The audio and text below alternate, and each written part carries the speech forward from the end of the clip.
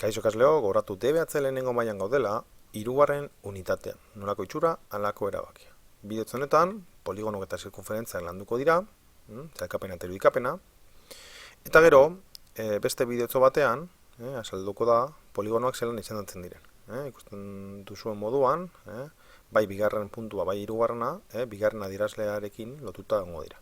Gure helburua izango da, hainbat ezaugarrien arabera, aldeak, angeluak, ahorra, ganbila, irregularra, irudiela zailkatzea eta irudikatzea.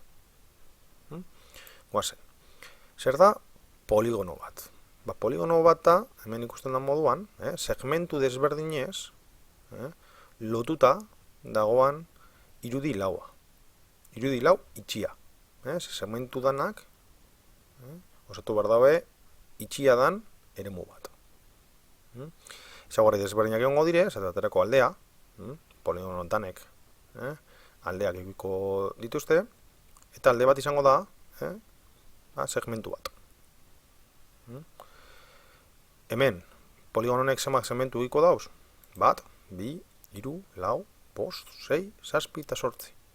Sortzi alde edukiko ditu poligono honek. Erpinak izango da bi segmentuak batzen diren puntua, ebakidura puntu hau. Honek be, bat, bi, hiru, lau, bost, sei, zazpi eta sortzi erpin edukiko ditu. Diagonala izango da erpin batetik bestera doan diagonala. Doan segmentua. Edukiko hau, hemen bat, hemen beste bat, hemen ez dago adierazita, baina beste bat egongo zan, beste bat, eta bar. Eta bukatzeko barne angelua. Bi segmenturen artean sortzen den angelua, barnetik, izango da barne angelua. Hemen ikusten da moduan. Zailkapena, zelan zailkatzen dire poligono koroar, 3 zailkapen egiten dira. Lehenengoa, alde edo angelu kopuruan arabera. Kontatzen dugu. Kontatzen ditugu alde guztiak, eta horren arabera, izen bat hartuko du. Beste zailkapen bat, barne angeluan arabera. Barne angelua begiratzen dugu, eta lortzen dugunen arabera, izango da, bata edo bestea. Eta bukatzeko aldeen luzeraren arabera. Alde guztia berdina badire, gauza bat izango da, eta desberdina badire beste bat. Goazen zehazki ikustera. Hemen, esan dugu, alde edo angelu kopuruaren arabera.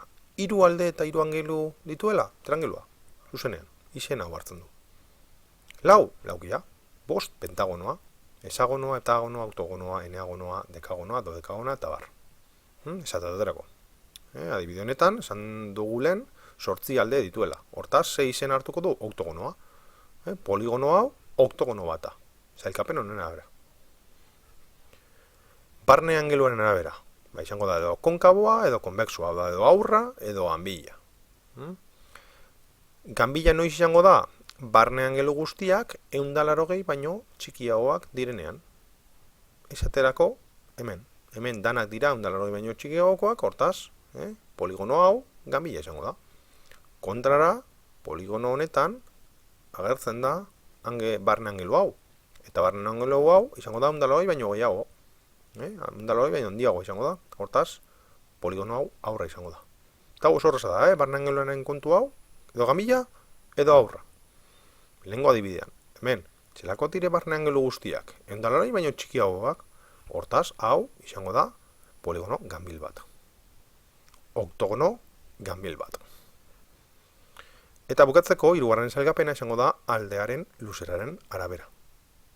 Alde guztiak bardinak direla, neurri aldetik, 3 cm, erregula izango. Kontrara, aldeak desberdina badire, izango da irregularra. Nahiko erreza. Goazen lehengo adibidera. Esan dugu hau, zailkapen honen arabera, oktogonoa dela. Barne angeluan arabera, ganbila.